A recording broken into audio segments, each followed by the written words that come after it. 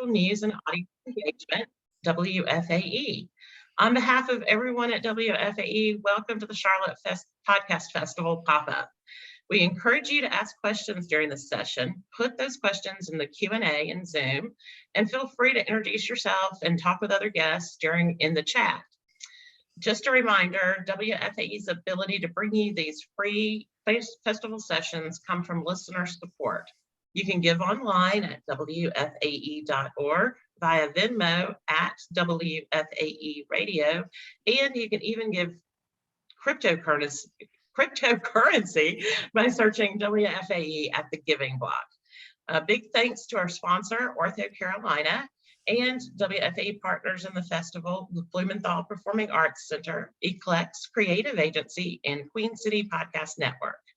Now, I'm pleased to introduce our host for today's session, Meghann Batchelor. As WFAE's membership manager, Meghann coordinates all aspects of individual contributions for the station, as well as spearheading all on-air fundraising campaigns. Meghann, thanks. Hey, thank you so much, Jennifer. I really appreciate it. I am thrilled to be here. I am thrilled that you are all joining us for the Charlotte Podcast Festival for day 4. We are going to have a great conversation with some really fantastic panelists. This is a conversation I've really been looking forward to having, as well as to hearing. I think that we all have mental health, we have wellness, we have happiness at the top of our minds after a difficult 18 months, 2 years, and we're still trying to navigate our own wellness, our own mental health.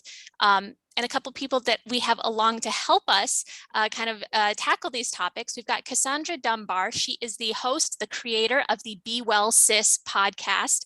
She speaks directly to Black millennial women about their own wellness journeys, about their own healthcare. We also have Alicia Tetteh and Erin Steele of the Two Elephants in the Room podcast. All of our panelists are medical health professionals, are mental health professionals joining us and to share a little bit about their podcasting journeys, what got them into health and wellness podcasting, what keeps them going. And if there are, any topics maybe of the last 18 months, 2 years that have been particularly impactful for their listeners. So I just want to thank them for being here. And let's go ahead and get the conversation started. I'll start with you, Cassandre. Be Well Sis, in its 3rd season, you cover a wide range of healthcare, of personal wellness topics, from nutrition to mental health. Talking about, I loved your most recent episode about I'm going into Thanksgiving and I might just not be feeling that grateful. I might not be feeling the gratitude. I might not be feeling it right now. I was really interested to learn that your kind of wellness, happiness journey didn't start until after you went to medical school and when you were pregnant with your first child. So can you tell us a little bit about how you got into this space? Yes, absolutely. Firstly, thank you so much for having me here. I'm so excited to be part of this conversation as well. But yeah, so I started out with my journey, my wellness journey. When I got pregnant with my first child, I went to medical school and I was really focused on health. But when I became pregnant, something about becoming pregnant and realizing that my child depends on me right now. Everything that I eat, everything that I take in, like he was taking in too. So I'm like, you know what? I'm healthy, but am I actually well? And nothing that I realized that there was a huge gap between what it means to actually be well versus being healthy in what I learned in medical school. So I'm like, you know what, let me try to take in all the information that I can to be actually well, not just healthy, but actually be well, mind, body, spirit. And in doing my research and trying to find different ways that I can incorporate wellness into my everyday life, I found that there was very few people who looked like me. I'm like, well, I can't be the only Black woman who is trying to be well. So long story short, after I suffered my own burnout, I decided I'm going to start podcasting about health and wellness from not from the medical perspective, but from the everyday lay woman's perspective. And I started doing that because I essentially burnt out and I was trying to figure out a way to pour back into myself and to find myself again outside of my labels as a mother, a professor, a doctor, a wife, all those things. Like I want to get back to who is Cassandra. And I found that by finding community and creating community through podcasting. So it's been a long journey. Wonderful, wonderful. And Alicia, Erin, I think you've been at podcasting. You are both therapists. You are both educators. You've been doing this for about 5-6 years. Can you share a little bit about how you went from your professional careers into podcasting, into talking and creating a community around mental health? I had a friend who actually had podcasts. He had his own network, and I wanted to have one. And I had just started working at an agency, and she was actually my supervisor at the time. But we're both in the same sorority, and so we would spend time together. And I was like, "Hey, would you be interested in doing a podcast with me?" And she was like, "I don't know what that is, but I'll do it." And so that's kind of how it started. And we were both very focused on like reducing the stigma around mental health for communities of color. So Yep. Yeah. Yep. And the name came from, like Erin mentioned, we're both Deltas. And the elephant in the room is usually the uncomfortable topic. So a lot of our episodes cover uncomfortable topics, but are definitely like necessary to be talked about. Absolutely. And I think both of your podcasts kind of address elephants in the room, kind of address a void. You've both spoken a little bit to how you saw mental health conversations and how you saw wellness communities being represented in media, in podcasting. Alicia, Erin, can you talk a little bit about what really drove you to address that void and how you see it now? Yeah. So when I relocated to Charlotte from LA, nobody, this is the Bible Belt. This is ye old South. People don't talk about having therapists. When I lived in LA, and even prior to that, I lived in New York, everybody had a therapist. It was the norm. And so for me, in order for us to be well, like Cassandra mentioned, we need to be having those conversations. So we thought, why not create a space where people who look like us are talking about it, as well as us talking about our own journeys in stabilizing our own mental health. I think even to this day, and I'm going on my 6th or 7th year in Charlotte, I still meet people, or when I have interns at my practice and they're like, I've never met a Black therapist. And so it just encourages me to keep doing the work that I'm doing, so that, again, people can get on that path to discovering the importance of their own mental health. Yeah, I mean, very much like what Alicia said, just normalizing that anybody can go to therapy, that you don't have to be in the worst dire state, but sometimes it's just you need someone to help you process like everyday experiences, and to remind you how to celebrate the good things. Like we wanted to talk about everything, but also focusing on things that seem normal, but that like we process differently in our brains. So yeah, we were both very focused and have very similar goals around what we wanted to do. And obviously focusing on communities of color, but hoping that we could reach everybody or anybody who could relate to what we were talking about. Yep. Wonderful. And Cassandra, tell me a little bit kind of about that void and what you saw as the wellness community when you started your journey with Be Well Sis. I kind of want to piggyback off of what they said.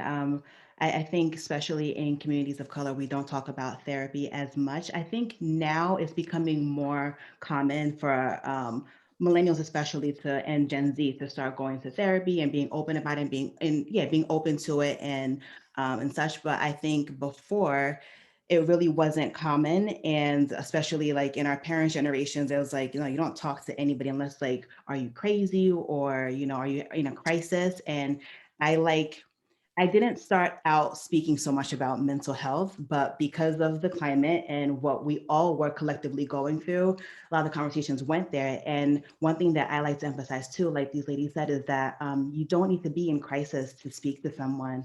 And I think we all could use therapy. because we all have so much unlearning to do. Like we've all been fed lies about who we are and, you know, what we're capable of. And I think it's really important to unlearn those things and then to learn ourselves too. And in terms of the void, I just feel like things are getting better. There's starting to be a little bit more inclusivity, a little bit more diversity in the wellness space, but I think there is still much more work to be done, so that people can have these really real and uncomfortable conversations that are going to help us collectively be better. So yeah. That's wonderful. And I really like that kind of concept of unlearning. I think, you know, especially as we've been in our homes for 18 months, 24 months, and we are, you know, learning a little bit more on our own and doing things more internally, working on ourselves more. That concept is really important.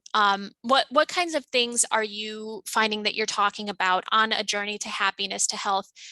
What kind of things, Cassandra, are you helping people to unlearn about wellness, about themselves and their own happiness?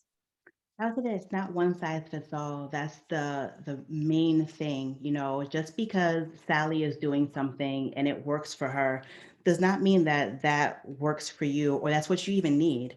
I think when it comes to wellness, it's very, very personal, and embrace that. There's so much information out there, right? So pick up what works and then leave what doesn't work for you. And that's okay. And I think also it's really what we talk about a lot is not only is it now one size fits all, but it's the journey. One thing that I was struggling with in my, excuse me, in my therapy, I was talking to my therapist. I'm just like, you know, when am I going to be like, when am I going to get there? She's just like, no, girl, there's no getting there. It's constant work, you know. As I'm growing and as we all grow, we all change a little bit and we all become different versions of ourselves. So the goals that I may have had like 5 years ago, I definitely don't have those goals anymore. And it's okay. And as I grow and I'll change and I'll have different things I need to address. And it's just a constant learning and unlearning, not only of like the world around me, but of myself.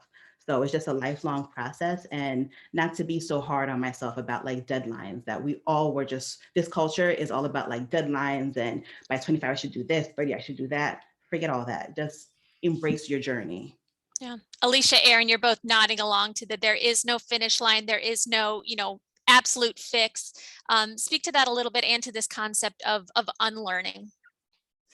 Yeah, I definitely am trying to, I am a natural type A, go after it and hit every goal every month. And I am in my own therapy as well, trying to unlearn it. It has aided to the anxiety that I already had and that I still manage through today.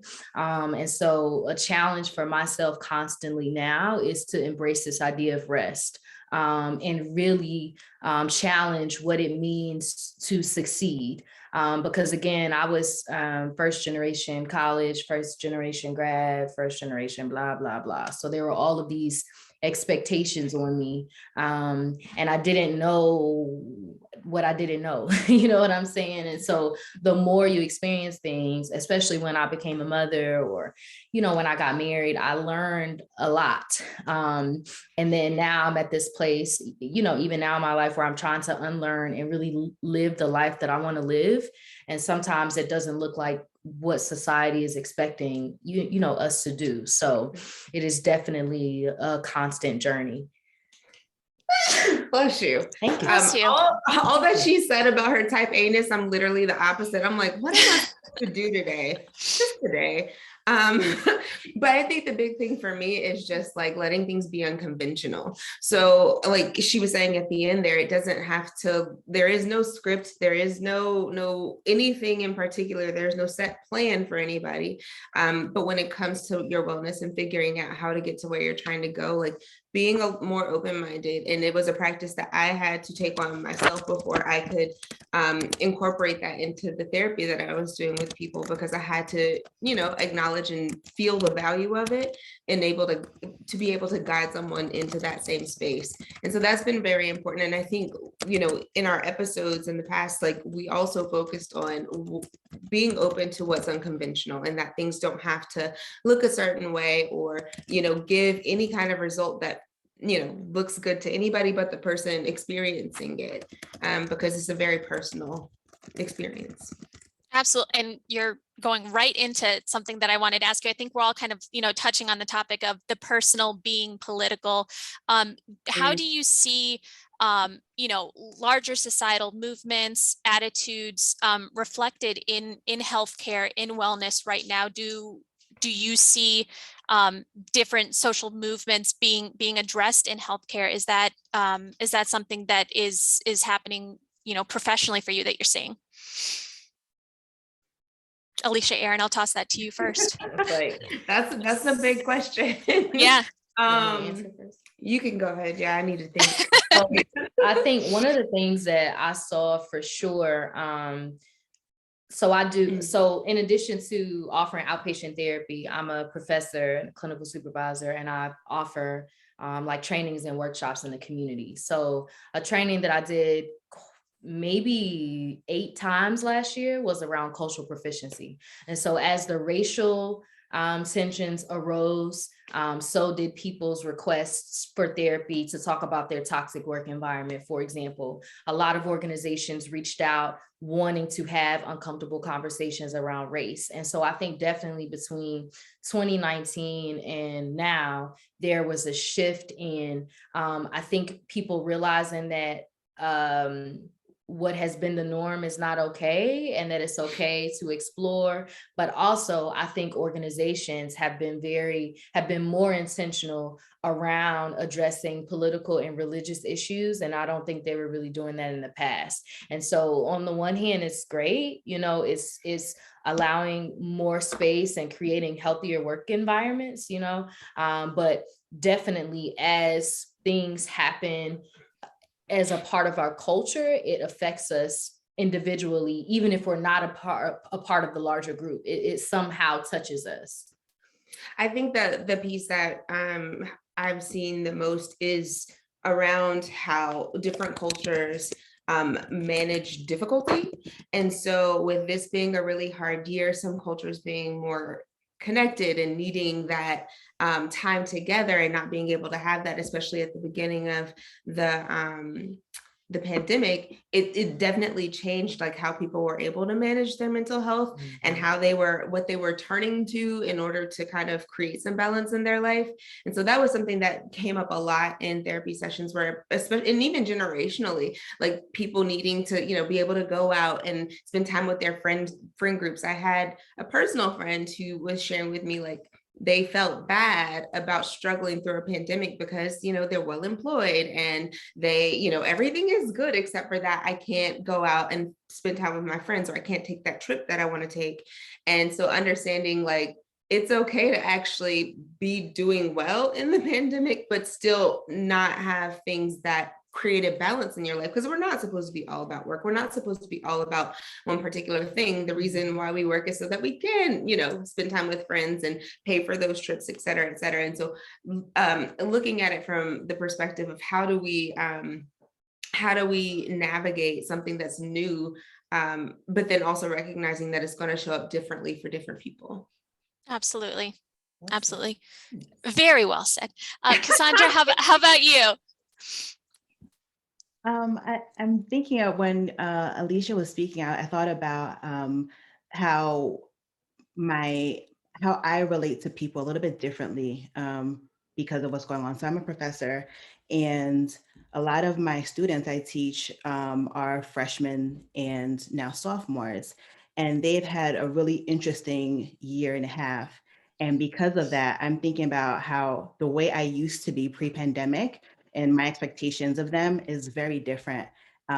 These people are like 19, 20, and I look at them as like my babies, and they're going through some really real things. I think about myself at that age. I went to college really to have fun, and now there's like social distancing. Some of them didn't go to prom, or their senior year was really weird. They didn't have traditional graduation ceremonies. So I'm just thinking about how I relate to people differently outside of the classroom too. I'm thinking about just people that I meet.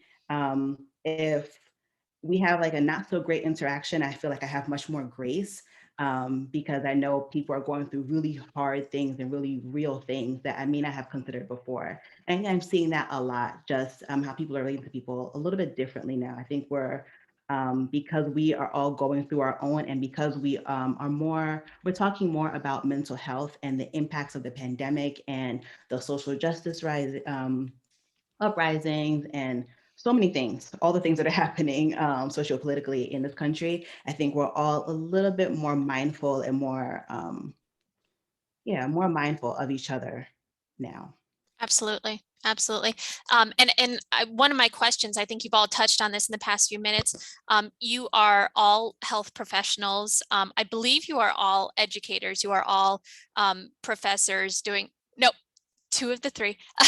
But how do you make time not only for your professional careers, for your families, as educators, authors, parents, what pushes you to say, you know what, the conversations that I can have in this community, or the conversations that I can have on a podcast are important, and I'm going to keep that going? Cassandre, maybe you can start, because I know that you've got kind of a blog and entire community built into Be Well Sis.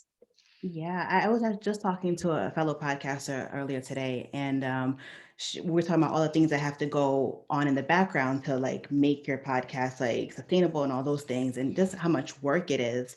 And we both were like, the only thing that keeps us going at this point is the community. So whenever I get like a DM or an email from somebody and they're like, that episode was helpful, or that resource you shared was helpful, that keeps me going. That and the conversations that I've had. Honestly, my podcast has been my self-care.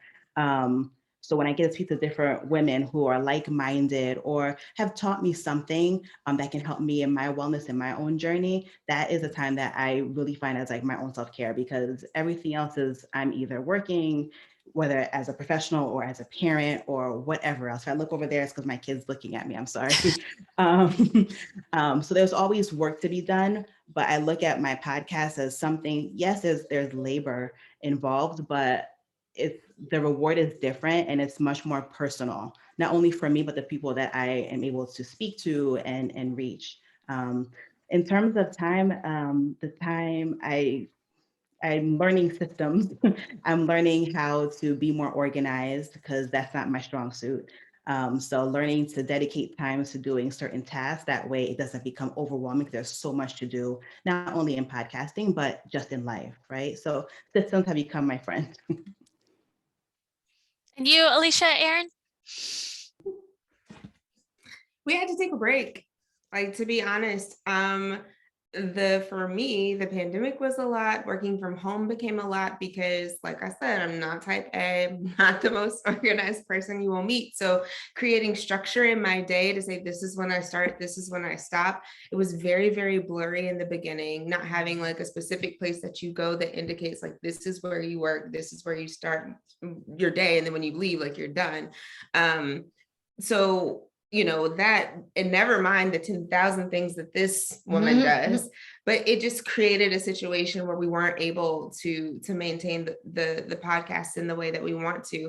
And it is not for lack of wanting to, but we have to live. We have to, we have to meet other expectations. And so we've taken a break, but we are coming back.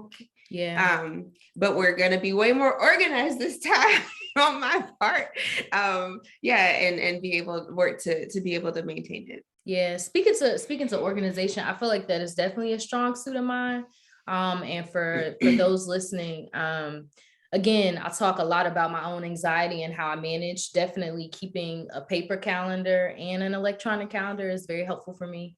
I like to cross things off. I'm a list girl, and not a long list, but just a satisfying, even if I do one good thing a day. But one thing that I'm learning how to do, to beat out the overachiever in me, is I have to build in those breaks. And so I always talk to folks, if you are working from home, you should still allow yourself to take a lunch outside of your house, or whether you smoke or not, you should still take 15 minutes to yourself in between that morning start time and lunch start time.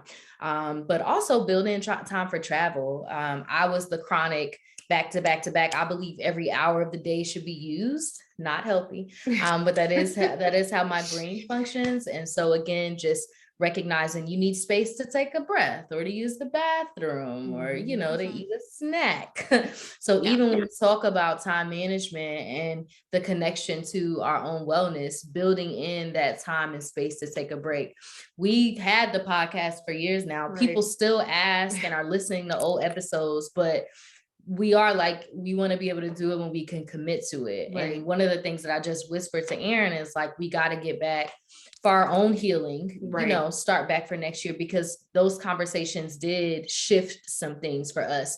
But I think in anything that you tackle, knowing when it's the time, you know, because it's not always time for everything. Right. So like you mentioned in the pandemic, adjusting, I had a baby at some point last year. At some point I had a kid at home, very ghetto, would not recommend, but had a home birth. So there was a lot happening with that. So, you know, it just wasn't the time for us to be in that space, and recognizing that and knowing that we can come back to it when, you know, when it's time. And another thing, I didn't have a baby, but I had a pandemic puppy. And when she was talking about like taking breaks, it's been a lifesaver to be like, I'm going to walk Nico. Like, we got to go for a walk. And we do our little 20-30 minute walks around the neighborhood, because it creates more of that structure in my day that I needed. So yeah, break for sure. I love that. I already thought that you were superwoman before, but pandemic baby at your house, that is, wow. Well, and I have to I have to be honest, you know, Alicia, Erin, I really wanted to speak with you on this topic, because I knew that you did take a break. And I think that one thing holding people back from being involved in, you know, a community podcast or being involved in these efforts is that worry that, you know, I always have to be on, I always have to be producing, I always have to be engaging. You know, even if you're not podcasting right now, life is a lot. I really recognize that you both just said, you know what, we're going to do a little time out. We had a session earlier in the week where I think all of these professionals recognize the signs of burnout. They know what burnout is. They said things like, you know, yeah, you got to drink water, you got to go on walks, but they still weren't, you know, they were like, yeah, we know all these things. We know the buzzwords. I'd love to ask all of you. I'll start with Alicia and Erin to kind of piggyback on the first question, but how do we do it? And especially if you're trying to keep up a podcast that is so important. I think the biggest and most important thing for me, and I think for Alicia too, is that it's really hard to be a therapist and you're talking to people about how to do these things, and then you don't live that in your day to day.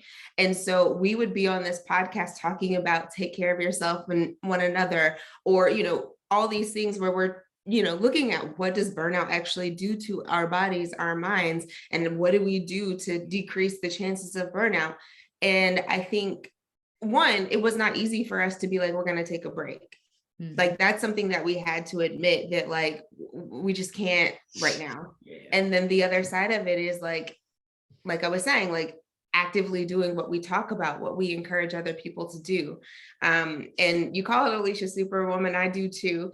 But like learning how to take off the cape and learning how to just let your humanity be what it is, instead of feeling that you have to present in a special way or any particular way for the sake of how it looks. Like it wasn't an easy decision, but I knew that it was one that would save both of our minds a little bit. Yeah. And I think the other thing too, specifically around for folks that are trying to keep things thriving and going, and I got to do it when I have the momentum, those things don't function if there's no you.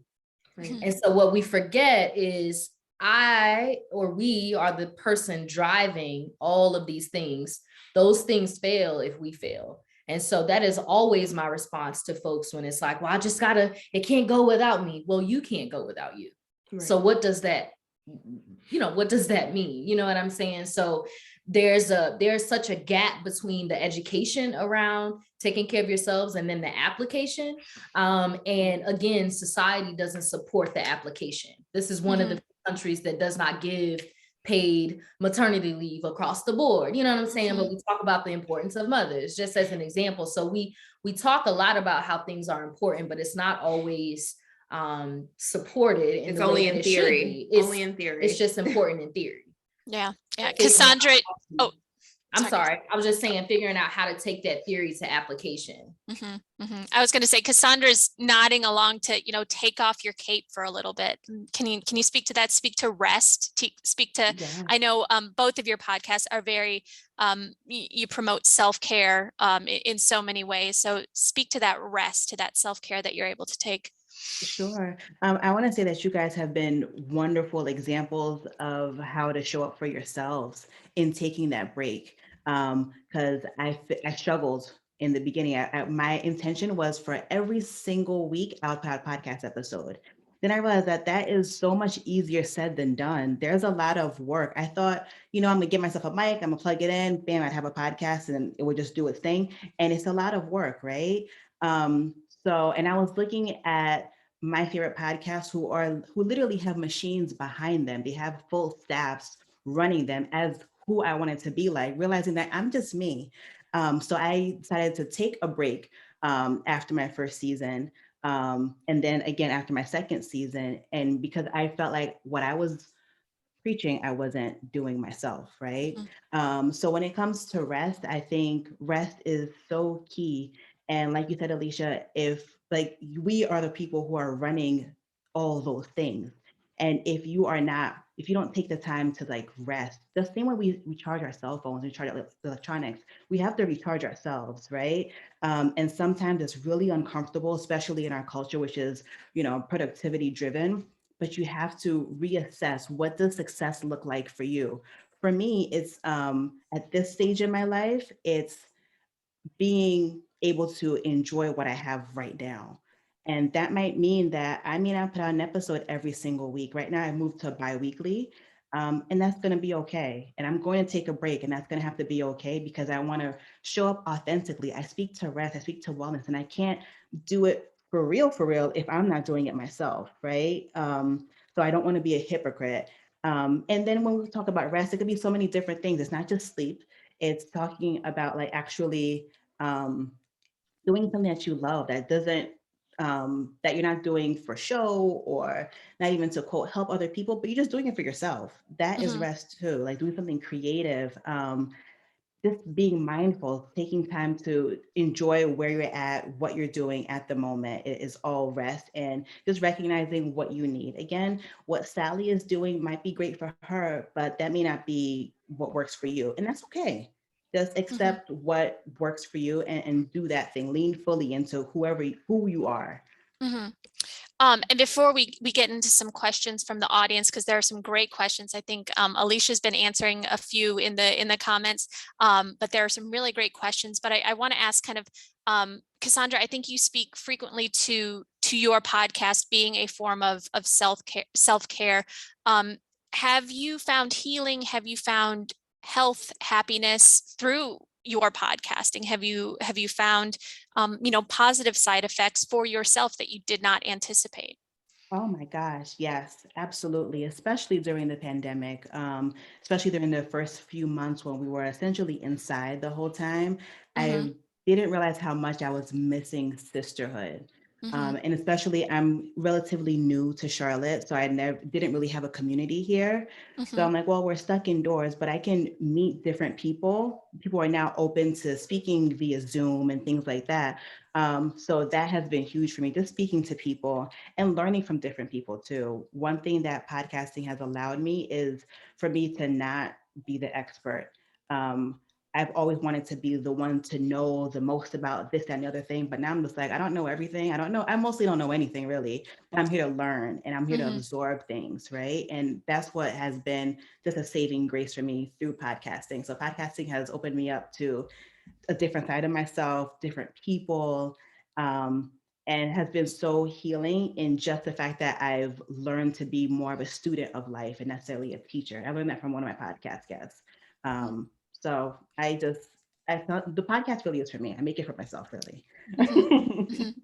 Well, and Alicia, Erin, I'm sure that, especially beginning days of COVID, of pandemic, not being able to meet probably with clients in person might have been difficult, depending on the level of socialization and in person that you need. Have there been ways that you found online community, podcast community, other things that have helped you to heal, to feel happy, to feel better during the past 18, 24 months? Yeah, one of the things I myself and a colleague, we work with On-Site Foundation, and we created it's called a Haven for Healers, which is a support group for therapists of color. So we did that during the pandemic to help foster connection. I also have an accountability group with myself and other clinicians, so we would still meet virtually. So I'm more of a extrovert, ambivert, like I need people, but I can also not need people. So I was very much into like, you want to hop on Zoom? Sure, let's do it. Or, when it was safe, you want to meet in person? Sure, let's meet in person. So I think, especially too, because I was pregnant during the majority, it's all coming back to me. I was pregnant, so I was doing, things kind of blank out, come back. But Yes. my doctor's visits, I had to go by myself. The kids that couldn't come due to COVID. So I did have to do a lot of motherhood community things like over the phone, which was different from my first pregnancy, where I was able to be out and do different things. And so, I did like a mother's blessing for me and some other friends who were pregnant. And it was like a pseudo baby shower for us because we couldn't have real ones. So I was very much intentional about how can I still create connections for people, because as humans, I feel like we thrive off of connection. So how can we still have that even if we couldn't be in physical contact? Wonderful. Go ahead. Well, for me, I did like try to find ways to spend time with people. Sometimes I don't need as much as that of that like in person. But I was really big on just like creating. I am the type of person where I've always said therapy is one of those jobs where you don't see an end result. Like you work and when it gets really good, people are like, all right, I'm out. And I'm like, yes, but also it's like banging your head against the wall because you don't see anything from what you've created. So, I am the type where I like to make things. And so I got real artsy fartsy over here. And, I started like a little earring business and, doing different things like that. But I also found that like in between clients, like having like a little 5 to 10 minute dance break was really, really helpful. Moving my body, not sitting in the chair all day. I had a couple go-to songs, made a good playlist, but it was just like, as soon as the session was over, like I get up and I dance in my office just to like be in my body. And that also kind of helped with like structuring my day. You asked about like seeing our clients virtually, and for me, it actually worked out better because I'm not worried about like having to go somewhere. One of my jobs, I was going to people's homes and seeing clients. And so it wasn't like just being in one particular space in an office, but being able to stay in my space and see my clients and do my work, but then also like take the breaks, go for the walks, have the dance parties beside my desk. That really helped to create balance for me. Wonderful. So as we talk about kind of the community building, the positives, the beautiful side effects of podcasting, one of our Q&A comments was, I think maybe an elephant in the room, but what would you say to people who are maybe afraid to start a podcast or to continue it because they're worried about feedback and about comments? Because in every online space, we've got to acknowledge it. There are going to be horrible people, and there are going to be people who do not want to see you succeed. They're called trolls. Yes, there's going to be trolls. I'm sure that even with, both of your podcasts, which are, well informed, you are all very, very educated, you are professionals. There's going to be somebody who thinks they know better, who thinks they could have said it better. How do you, you practice mindfulness, you practice self-care, but I think still, even when you know all these things, those can get to you. So how do you kind of, balance the two and just like brush off the trolls or not let it, get into your psyche? Alicia, you've named the trolls in the room, so I'm gonna.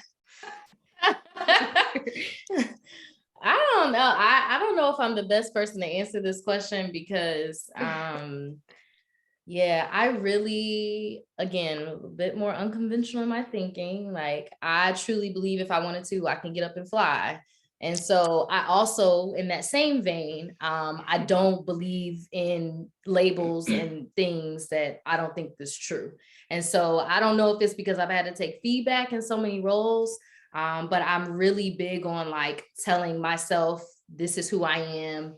This is who you are striving to be. And also giving myself that hard feedback so that when I receive it from other folks, it doesn't hurt as bad. So I laughed initially because I remember our very first episode sitting in her apartment, and I think we tried to like start recording it like 3 or 4 times because I was nervous. I was like, I don't know what to say. I don't know how this is gonna go. And I think the biggest thing that I learned from that is like, just talk. I mean, for us, we're talking to each other, but like, I know what I know. And, I'm also not the person that feels like I know everything. So if I say something and you have something to add, we're going to have more of a conversation than me feeling like you're telling me something I don't know and going, have an attitude and going off. Like, I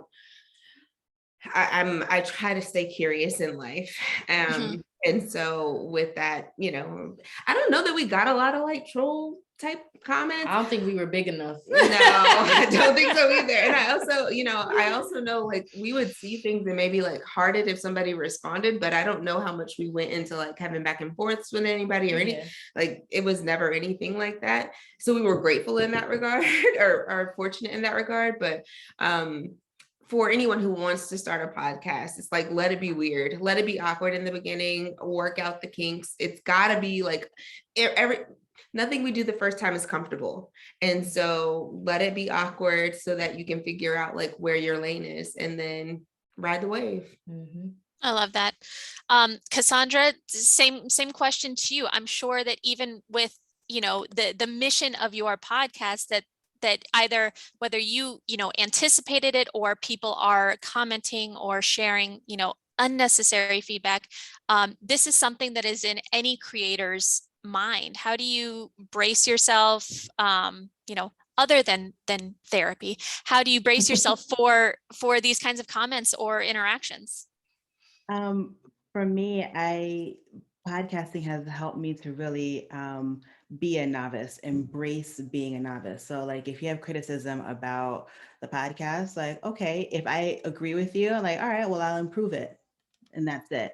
If it comes to, I've had a couple of interactions with people who didn't agree with something that the guest had said because they have a different take on it. And I'm like, okay, well, the motto around here is take what fits, leave what doesn't. So it's okay. I really don't give people, I want to have dialogue with you, but I don't take, if you're just going to nitpick, like, I don't have time. Like, I don't want to give you the space for all of that. Right. And if people are thinking about starting a podcast and they're scared because of that, do it scared. I think everybody's voice is valuable. You have something to say, you have a thought, something on your mind, on your heart. If you have the inkling to start, go ahead and start. You'll have more support than you will have trolls. I promise you. You'll find your tribe.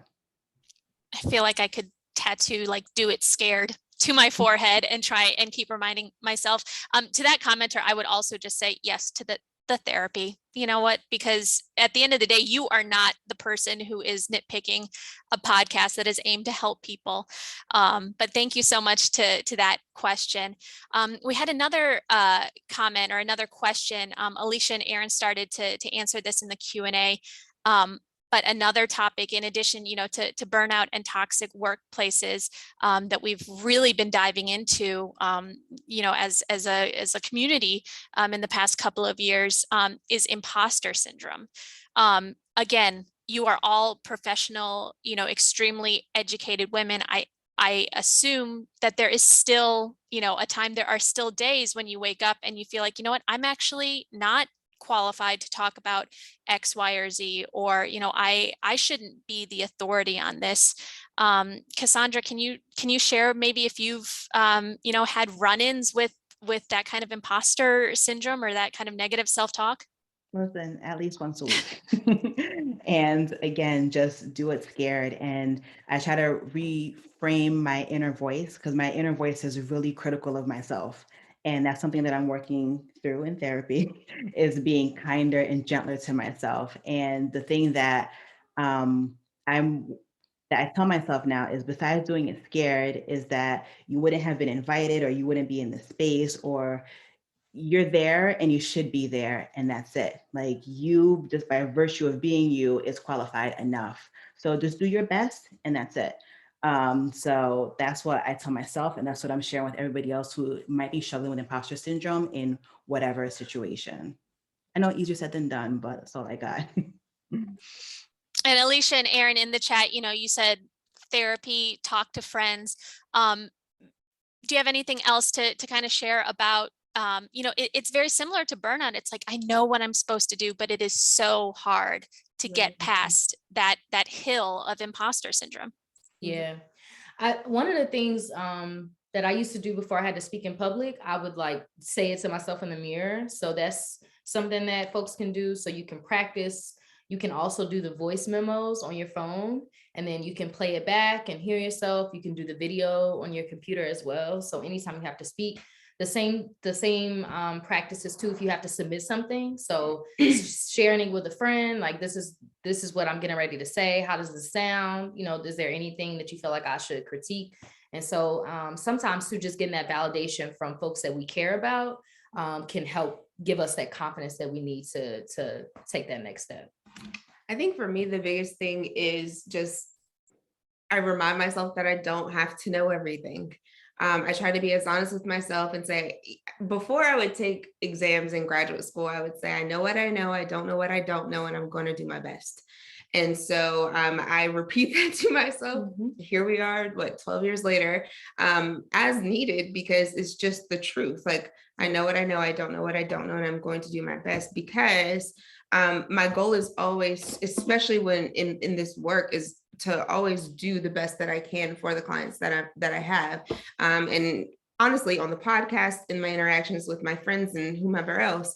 And so I recognize that there are times in life where I have answers, and then there's times in life where I have questions, and I just try to stay curious and present the best that I have at any point in time. Mm-hmm. Sometimes I got questions, sometimes I got answers. That's Yes. a t-shirt. I was going to say so many things I want to tattoo on myself now. I think that these are all really, really great for podcasters, for professionals, for people existing right now, to try and remember. A question that was also in the comments, it was framed around therapists, but I want to open this up to, anybody in wellness, whether it's mental health wellness, whether it's personal nutritional wellness, about finding somebody who looks like you. I kind of touched on this in the beginning that, the wellness community right now can seem very, one-toned, workout sets and green juices and very expensive wellness and very white wellness. Speak to finding practitioners, again, whether it's holistic, whether it's wellness, mental health, that look like you, the benefits of that, and kind of what happens when we make those positions available, we make those professionals available.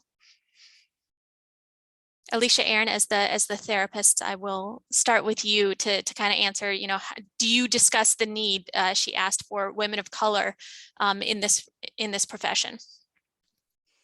Yeah, I mean, I think about when I look for my own providers, I want somebody that can relate to me.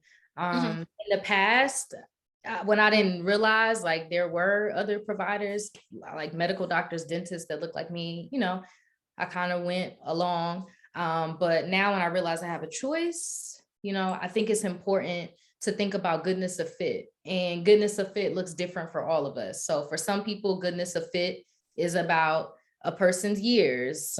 For some people, it's about their credentials. For other people, it's about their values. And so I just encourage folks, no matter what you're looking for, to make sure that your preferences are being honored.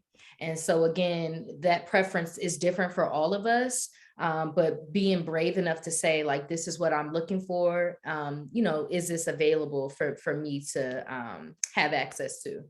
One of the things whenever I'm doing intakes at my job is that I have a conversation with my clients that, you know what, like I'll say, if you were my client, I would say, hey, didn't know if you noticed, you're a white woman, I'm a Black woman, we're going to be working together. I just want to let you know, if I say anything that makes you feel uncomfortable, or you say anything that makes me feel uncomfortable, we get to put it on the table and talk about it, and then we move forward. I don't want it to ever be something that makes anybody feel awkward, but we have to be honest, because there's a lot of spaces in this world where things come up and we just kind of brush by it and we're uncomfortable. And it's like, I want to create a new idea around that, especially in therapy, because goodness of fit matters so much. And the intimacy that is built in therapy, you need that kind of rapport. But I do that with Black women also, because I think that one thing, just because I am the type of Black woman that I am, doesn't mean that every Black woman is just like me.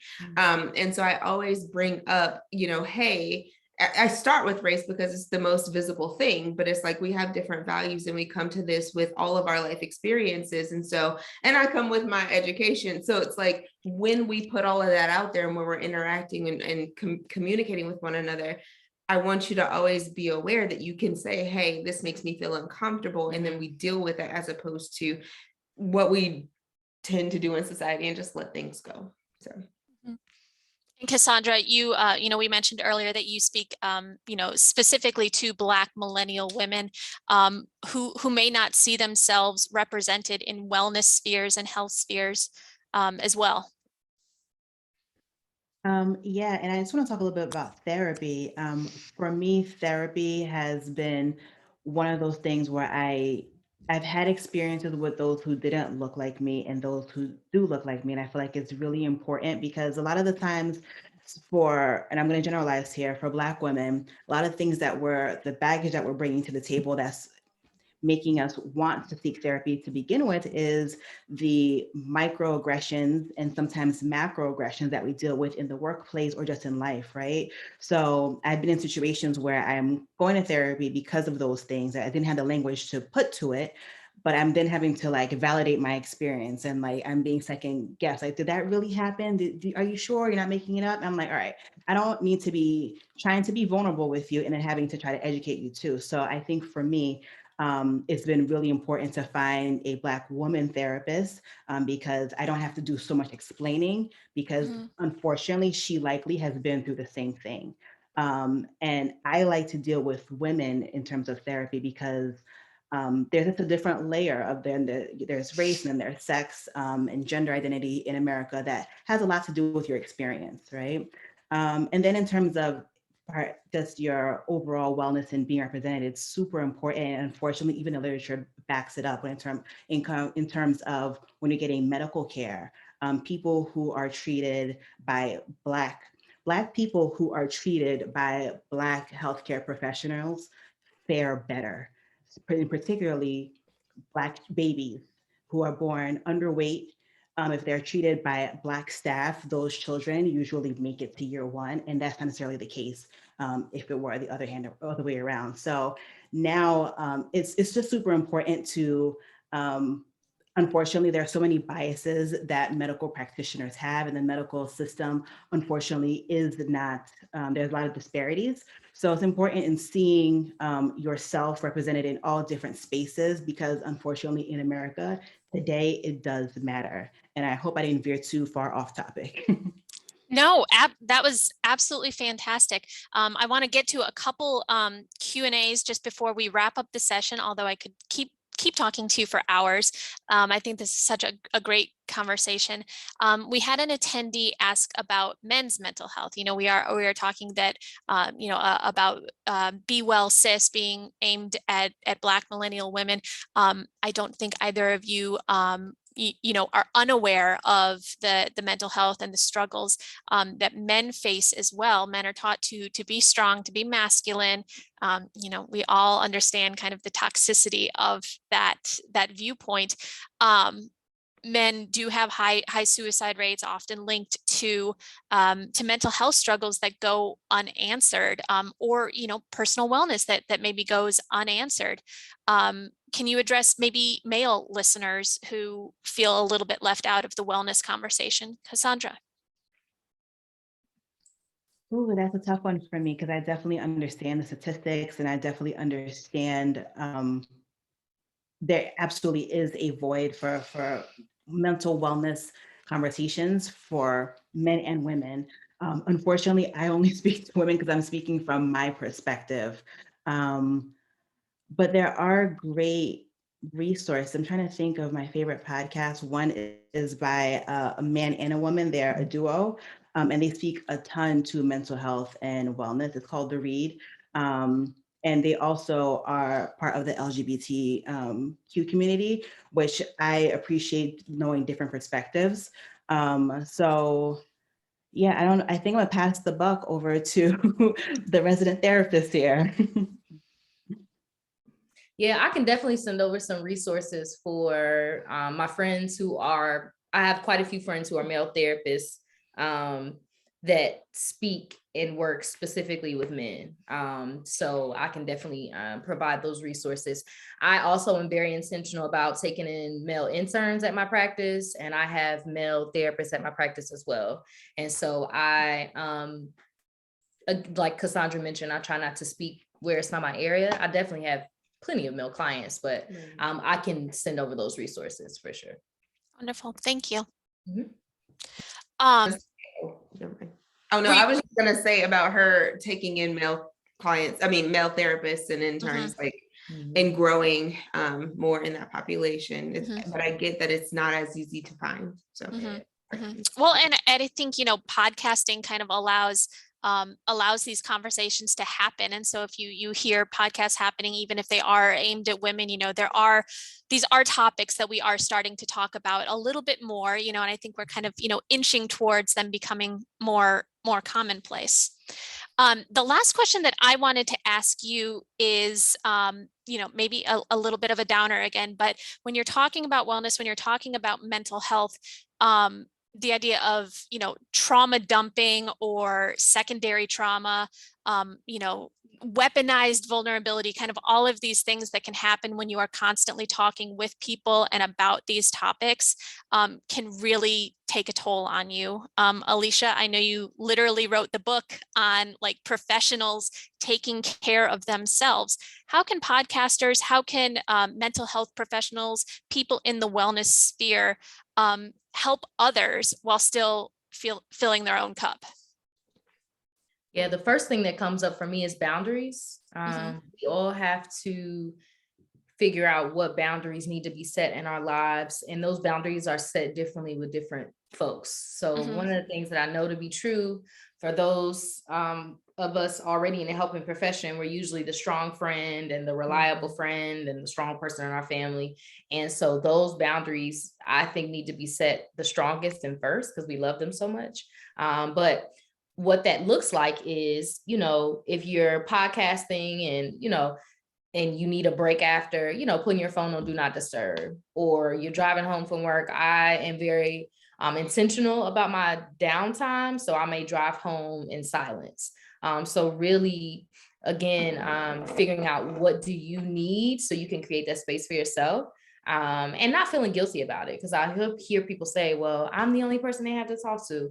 But if you give everything, you won't have anything left. So really figuring out how to set those boundaries, saying no to people, putting your phone on do not disturb, even using Apple has so many functions, this whole thing now where I only get so much time on certain apps and all of these different things, all of these ways for us to really have a bit more control over our time and over our own mental space, but it's having that self-control, putting those parameters in place, knowing when you need to take a step back from something, I think could be helpful. When I was first a therapist, when I was in graduate school, my professor used to talk about taking emotional showers, after a session, and it's not a physical shower, but just doing something to kind of wipe away what you just experienced and I did not listen. So then I'm working as a therapist with these children who had these incredibly traumatic experiences. And I'm like going home crying. And I'm like, I will not be able to survive like this. And so setting a boundary for myself every day when I would drive home, there was a stoplight. And when I got to that, when I had to have something, like I could think about clients and work up until that point. But when I got to that point, I need to put on a song. I need to do something else, something different to distract myself so that I would not just be inundated with whatever happened in my day. I had a friend who used to make like say like really random phrases, because if we were coworkers and if we were talking about work, then she'd be like, oh, and she would say this really inappropriate phrase. And then we would have to just stop talking about work and focus on something else. So setting those boundaries, but also having people who enforce those boundaries or like support those boundaries. Like if I came to Alicia and I have like a client I want to discuss and I would say, do you have space to help me with this first?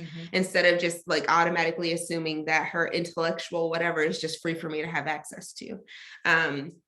So yeah, what was it you said? Weaponized what? Vulnerability. So, maybe people who will overshare, Yeah, no, I never heard that before. Yeah. That was a new one. Thank you for sharing. But yeah, with all of those things, with people that are my friends and everything, like I also feel very okay to say, hey, I don't really have space for that right now.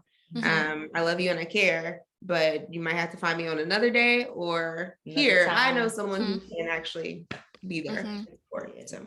And Alicia, I mentioned your book. I think our moderator is going to put it in the chat. But again, you wrote an entire journal, with steps for professionals to follow to regenerate or revive themselves after all of these things. So I'll make sure that gets in the chat. Thank you. Yeah. I mean, I mentioned it earlier, but I can't, we can't continue to drive and do, if we're not doing some sort of resting or recharging or some sort of reflection of our own. So I think that's super important. Me taking a break for me makes me a better therapist for others. Yeah. So. And a better friend and mom and friend and partner. Yeah. And Cassandra, some of the topics that Be Well Sis covers can be difficult, can be hard. And I know that you speak on a lot of other podcasts. How do you not carry that home with you? I think they said it so well, having boundaries with myself, like, I am with other people. So with myself, like, I'll talk about this topic for a certain amount of time, or after the conversation, then we'll move on. And then when people reach out, I've had situations where people were telling me like really like traumatic things in the DMs or in emails. I am not a therapist, number one. And number two, even if I were, I'm not your therapist, right? So what I have on hand is just at least the resources that they can access, hopefully either free or discounted therapy, hopefully in their area, and go from there. But boundaries are super important, not only with myself, but with other people, because it can be overwhelming. Absolutely. Well, if there is anything else that you would all like to share, I'm going to put the link to Alicia's journal in the comments. Let me make sure I'm not sending that just to our moderator. Your book is, I'll say, Not Healed AF. A journal, a step-by-step guide to practitioners, to professionals who might find themselves in positions of burnout or being overwhelmed. But I really want to thank Alicia, Erin. I want to thank Cassandra. Of course, we've got Two Elephants in the Room, the podcast, as well as Be Well Sis. This has been a really wonderful conversation. Thank you all so much for taking the time to sit with us, to share your podcasts, and to share your stories with us. Thank you. Thank you. Absolutely. All right. Well, thank you to everybody who has joined us on day 4 so far. Remember, we are hosting a Podcast Fest pop-up happy hour with in-person and virtual options this evening. We hope you can make it. Check out charlottepodcastfestival.com for more details. All right, everybody. Thank you so much. Thank you.